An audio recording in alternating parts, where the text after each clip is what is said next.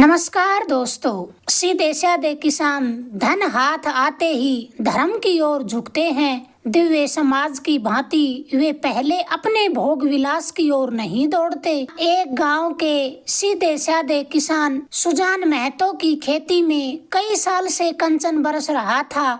मेहनत तो गांव के सभी किसान करते थे, पर सुजान के चंद्रमा बली थे। ऊसर में भी दाना छींट आता तो कुछ न कुछ पैदा हो जाता था। 3 वर्ष लगातार ऊख लगती गई। उधर गुड़ का भाव तेज था, कोई 2-2.5 हजार रुपए हाथ आ गए। बस चित्त की वृत्ति धर्म की ओर झुक पड़ी। साधु संतों का आदर सत्कार होने लगा। द्वार पर धूनी जलने लगी। कानून के रखवाले इलाके में आते तो सुजान महतो के चौपाल में ठहरते। हल्के में थानेदार, शिक्षा विभाग के अफसर एक न एक उस चौपाल में पड़ा ही रहता। महतो मारे खुशी के फूले न समाते।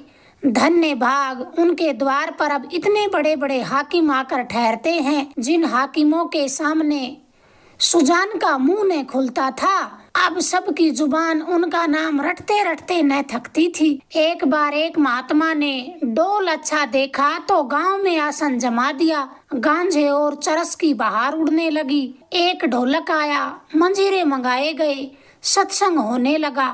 यह सब सुजान के दम का जुलूस था। सुजान के घर में शेरों दूध होता, मगर सुजान के कंठ तले एक बूंद भी जाने की कसम थी। सभी हाकिम लोग चखते, कभी महात्मा लोग चखते। किसान को दूध घी से क्या मतलब, उसे रोटी और साग चाहिए। सुजान की नम्रता का अब कोई पारावार न था। सबके सामने सिर झुकाए रहता। कहीं लोग ये न कह दें कि धन पाकर उसे घमंड हो गया। एक दिन गांव में गया के कई यात्री आकर ठहरे। सुजान के द्वार पर उनका भोजन बना।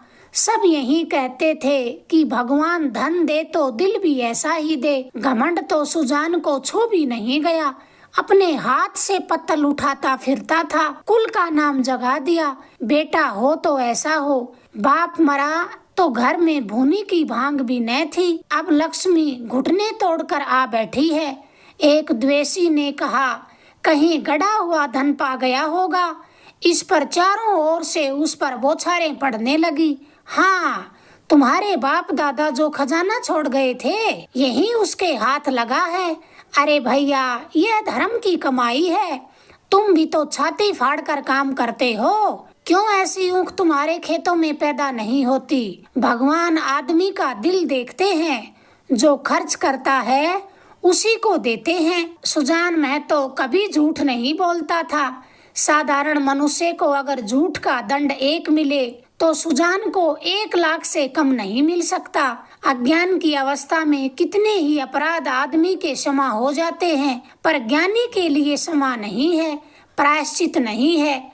अब तक उसका जीवन मजूर का जीवन था। बहुत समय पहले उसने कुछ लेन देन करना शुरू किया था, पर अब उसे ब्याज लेते हुए आत्मग्लानि सी होती थी। यहाँ तक कि गौओं को दूहते समय उसे बछड़ों का ध्यान बना रहता कि कहीं बछड़ा भूखा न रह जाए, नहीं तो उसका रोआ दुखी होगा। वह गांव का मुखिया था। कितने ही मुकदमों में उसने झूठी शहादतें बनवाई थी।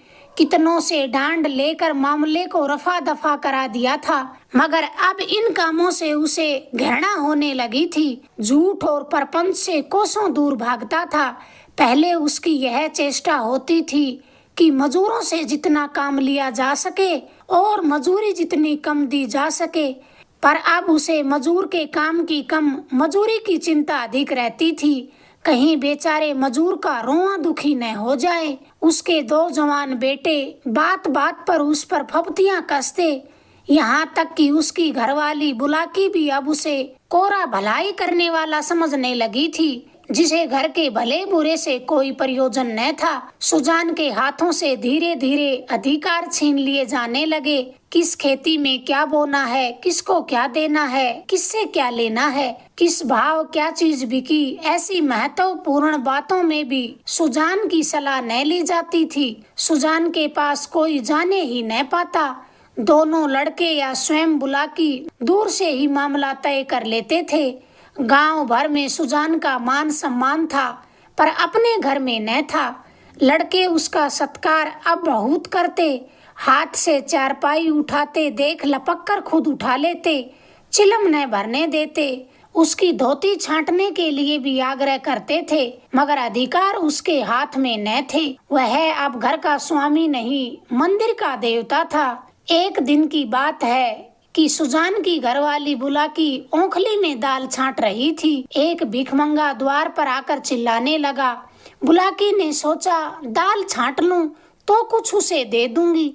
इतने में बड़ा लड़का भोला आकर बोला, अम्मा, एक महात्मा द्वार पर खड़ा गला फाड़ रहा है, कुछ दे दो, नहीं तो उसका रोआ दुखी हो जाएगा। बुलाकी ने उपेक्षा के भाव से कहा, तुम्हारे बापू के पाँव में क्या मेहंदी लगी है? क्यों कुछ ले जाकर नहीं दे देते? क्या मेरे 4 हाथ हैं? किस किस का रोआ सुखी करूं? दिन भर तो तांता लगा रहता है। भोला कहने लगा, चौपट करने पर तुले हैं ये तो। अभी अभी महंगू बैंग देने आया था, हिसाब से 7 मन हुए और जब तोला तो 6.25 मन निकले। मैंने कहा 10 सेर और ला, तो अपने आप बैठे बैठे बोले, अब इतने दूर कहाँ जाएगा बेचारा, भरपाई लिख दे, नहीं तो उसका रोआ दुखी होगा। मैंने भरपाई नहीं लिखी, अभी 10 सेर बाकी लिख दिए हैं। बुलाकी ने कहा, बहुत अच्छा किया तुमने बेटा, पकने दिया करो इसे, 10-5 दफा मुंह की खाएगा तो अपने आप बीच में बोलना छोड़ देगा। भोला कहने लगा, पूरे दिन में कुछ न कुछ खूंचड़ निकालते रहते हैं। 100 दफा कह दिया है कि तुम घर गृहस्थी के मामले में न बोला करो, पर इनसे बिना बोले रहा ही नहीं जाता।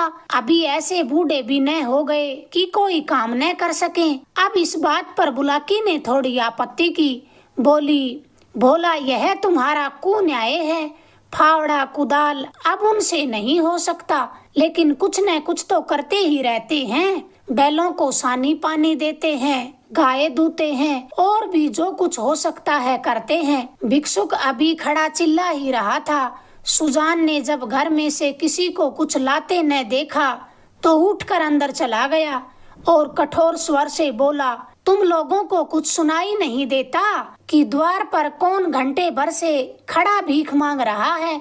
अपना काम तो दिन भर ही करना है, एक क्षण भगवान का काम भी तो कर लिया करो। बुलाकी कहने लगी, तुम तो भगवान का काम करने को बैठे ही हो, क्या घर के सभी लोग भगवान का ही काम करने लग जाएं? सुजान बोला, आटा कहाँ रखा है? लाओ मैं ही निकाल कर दे आऊं, तुम रानी बनकर बैठी रहो। बुलाकी बोली, आटा मैंने मर मर कर पीसा है, अनाज दे दो। ऐसे मूड चिरों के लिए पहर रात से उठकर चक्की नहीं चलाती हूँ मैं।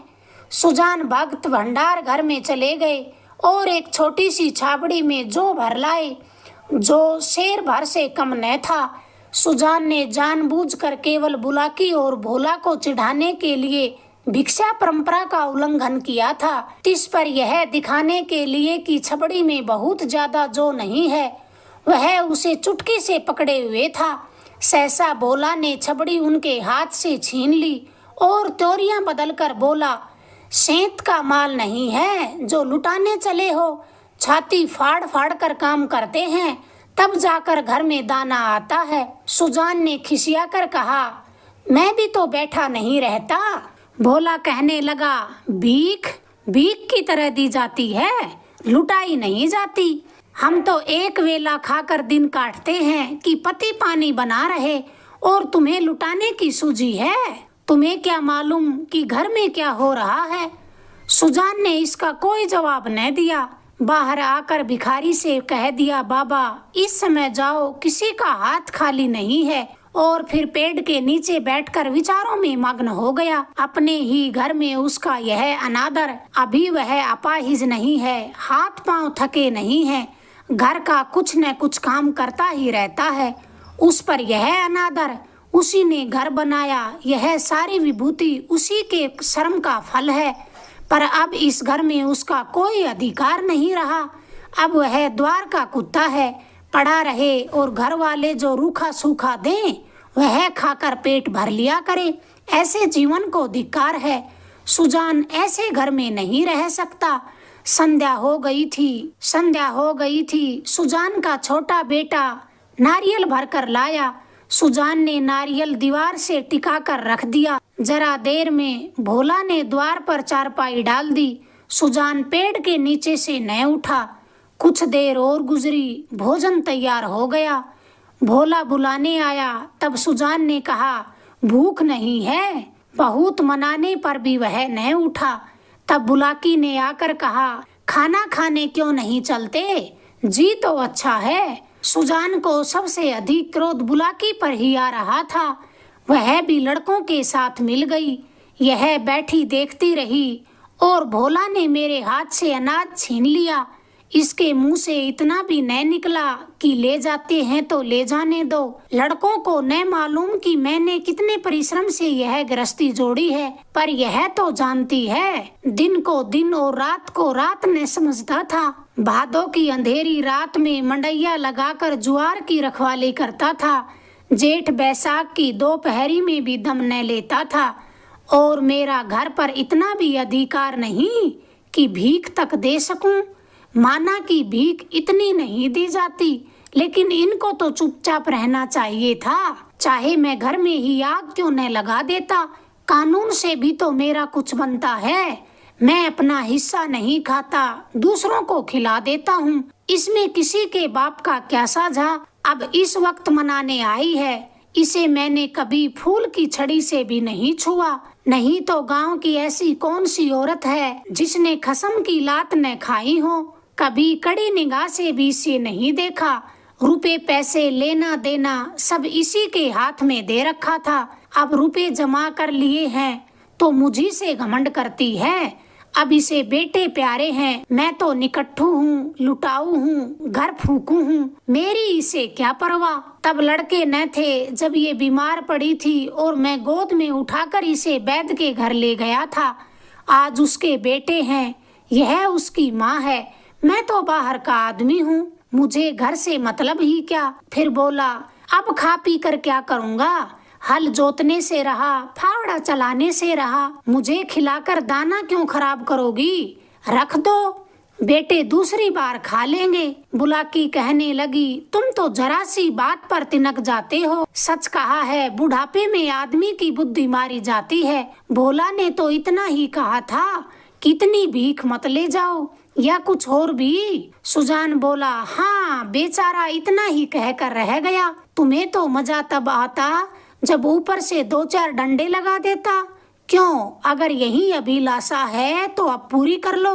भोला खा चुका होगा, बुला लाओ। नहीं, भोला को क्यों बुलाती हो, तुम ही ना जमा दो 2-4 हाथ। इतनी कसर है, वह भी पूरी हो जाएगी। बुलाकी कहने लगी, हाँ और क्या, यही तो नारी का धर्म ही है। अपने भाग सराहो कि मुझ जैसी सीधी औरत पाली। जिस तरह चाहते हो बिठाते हो। ऐसी मुंह जोर होती तो तुम्हारे घर में एक दिन भी निभा न होता। सुजान बोला, हाँ भाई हाँ, वह तो मैं ही कह रहा हूँ कि देवी थी तुम तो, और अब भी हो।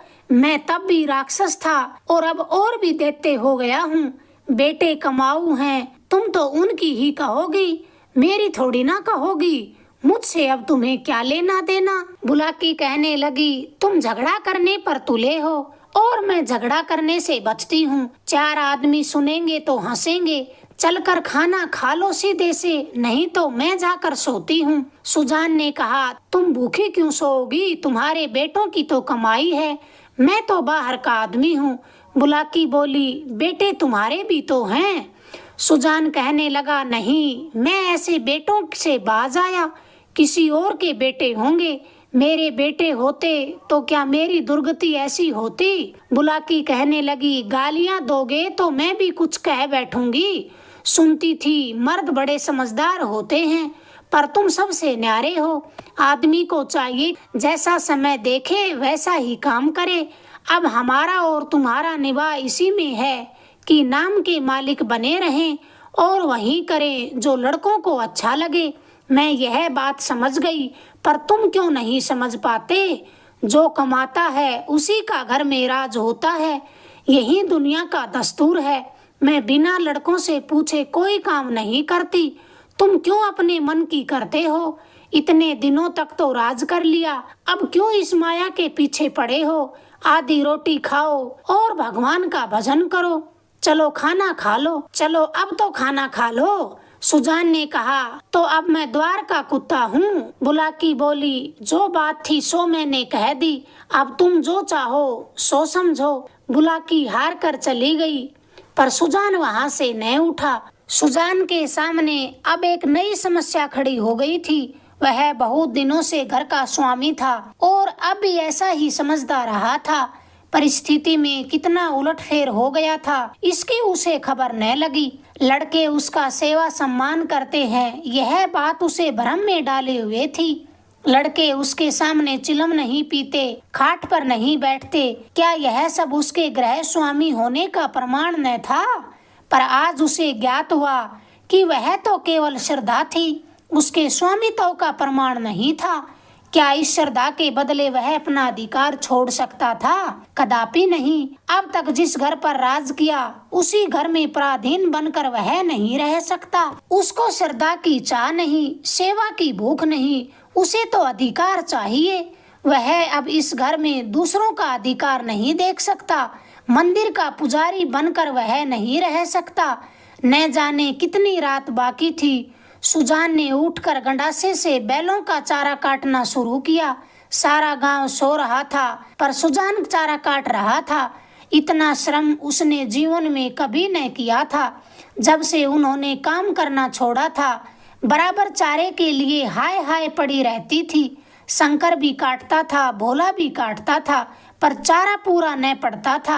आज सुजान इन लोंडों को दिखा देगा कि चारा कैसे काटना चाहिए। उसके सामने थोड़ी ही देर में कटे हुए चारे का पहाड़ खड़ा हो गया। चारे के टुकड़े कितने महीन और सुडौल थे, मानो एक ही सांचे में डले हों। मुंह अंधेरे बुलाकी उठी तो चारे के ढेर को देखकर दंग रह गई। कहने लगी, क्या भोला आज रात भर चारा काटता रहा? कितना कहा है कि बेटा जी से जहान है, पर मानता ही नहीं। आज तो रात को सोया भी नहीं। सुजान भक्त ने ताने से कहा, वह सोता ही कब है, जब देखता हूँ काम ही करता रहता है। ऐसा कमाऊ सपूत संसार में और किसको हो सकता है? इतने में भोला आंखें मलता हुआ बाहर निकल आया। उसे भी यह ढेर देखकर आश्चर्य हुआ। माँ से कहने लगा, क्या शंकर आज बड़ी रात को उठा था माँ? बुलाकी ने कहा, वह तो पड़ा सो रहा है, मैंने तो समझा तुमने चारा काटा होगा। भोला बोला, मैं तो सवेरे उठ ही नहीं पाता, दिन भर चाहे जितना काम कर लूं, पर रात को मुझसे नहीं उठा जाता। बुलाकी बोली, तो क्या तुम्हारे बापू ने काटा है? भोला बोला, हाँ मालूम तो होता है, मुझसे कल बड़ी भूल हुई। इतने में उसने देखा कि सुजान हल लेकर घर से बाहर निकल रहा है। बुलाकी बोली, हल ले जा रहे हैं, जान देने पर उतारू हो गए हैं, क्रोधी तो सदा के हैं, पर अब किसी की नहीं सुनेंगे। भोला बोला, शंकर को जगा दो, मैं भी जल्दी से हाथ मुंह धोकर हल ले जाऊं। जब और किसानों के हाथ भोला हल लेकर खेत में पहुंचा तो सुजान आधा खेत जोत चुका था। भोला ने चुपके से काम करना शुरू कर दिया। सुजान से कुछ बोलने की उसकी हिम्मत न पड़ी। दोपहर हुआ, सभी किसानों ने हल छोड़ दिए, पर सुजान अपने काम में मग्न रहा। भोला थक गया। उसकी बार बार इच्छा होती कि बैलों को खोल दे, मगर डर के मारे कुछ कह नहीं सकता था। सबको आश्चर्य हो रहा था कि बापू कैसे इतनी मेहनत कर रहे हैं। आखिर डरते डरते बोला, बापू अब तो दोपहर हो गया, हल खोल देना। सुजान ने कहा, हाँ खोल दो, तुम बैलों को लेकर चलो, मैं डांड फेंक कर आता हूँ। भोला बोला, मैं सांझ को डांड फेंक दूंगा। सुजान बोला, तुम क्या फेंक दोगे, देखते नहीं हो खेत कटोरे की तरह गहरा हो गया है, तभी तो बीच में पानी जम जाता है। इस गोइंड के खेत में 20 मन का बीघा होता था, तुम लोगों ने इसका सत्यानाश कर दिया। बैल खोल दिए गए। भोला बैलों को लेकर घर चला गया, पर सुजान डांड फेंकते रहे। आधा घंटे के बाद डांड फेंककर घर को आए, मगर थकान का नाम न था। नहाकर आराम करने के बदले उन्होंने बैलों को सहलाना शुरू कर दिया। उनकी पीठ पर हाथ फेरा, उनके पैर मले, पूंछ सहलाई। बहुत दिनों बाद आज बैलों को आनंद प्राप्त हो रहा था। उनकी आंखों में कृतज्ञता भरी हुई थी, मानो वे कह रहे थे, हम तुम्हारे साथ दिन रात काम करने को तैयार हैं। अन्य किसानों की भांति भोला अभी कमर सीधी कर रहा था कि सुजान ने फिर हल उठा लिया और खेत की ओर चल पड़े। दोनों बैल उमंग से भरे दौड़े चले जा रहे थे, मानो उन्हें स्वयं खेत में पहुंचने की जल्दी थी। भोला ने मंडैया में लेटे लेटे पिता को हल लिए जाते हुए देखा, पर उठ न सका। उसकी हिम्मत छूट गई।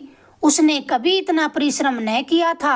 उसे बनी बनाई गृहस्थी मिल गई थी, उसे ज्यों त्यों चला रहा था। बुलाकी ने कहा, भोला तुम्हारे दादा हल लेकर गए हैं। भोला बोला, जाने दो अम्मा, मुझसे अब नहीं होगा, मैं सुबह से थक गया हूँ। सुजान के इस नवीन उत्साह पर फिर गांव में चर्चा होने लगी। काहे का आदमी, ये तो भूत है। अब सुजान भक्त के द्वार पर फिर से साधु संत आसन जमाए देखे जाते थे। उनका आदर सम्मान होता था। अब की उनकी खेती ने सोना उगल दिया। पखारी में अनाज रखने की जगह नहीं मिली। जिस खेत में 5 मन मुश्किल से होता था, उसी खेत में अब के 10 मन की उपज हुई थी। चैत का महीना था। खलिहानों में सतयुग का राज था। जगह जगह अनाज के ढेर लगे हुए थे। यही समय होता है जब कृषकों को भी थोड़ी देर के लिए अपना जीवन सफल मालूम पड़ता है, जब गर्व से उनका हृदय उछलने लगता है। सुजान टोकरे में अनाज भर भर कर दे रहे थे और दोनों लड़के टोकरे भरकर अनाज घर के अंदर रखा रहे थे। कितने ही बाट और भिक्षुक सुजान के द्वार को घेरे खड़े थे।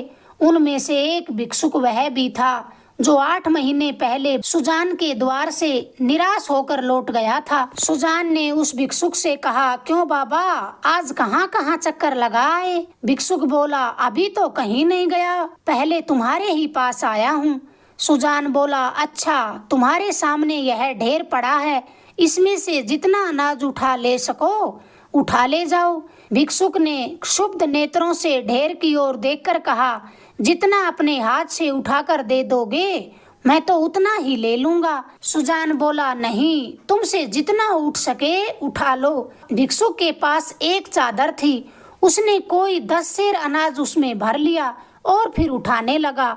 संकोच के मारे और अधिक भरने का उसे साहस न हुआ। सुजान उसके मन के भाव समझकर आश्वासन देते हुए बोला, बस इतना तो एक बच्चा भी उठा ले जाएगा। भिक्षुक ने भोला की ओर संदिग्ध नेत्रों से देखकर कहा, मेरे लिए इतना ही बहुत है। सुजान ने कहा, नहीं, तुम संकुचाओ मत, अभी इसमें और भर लो।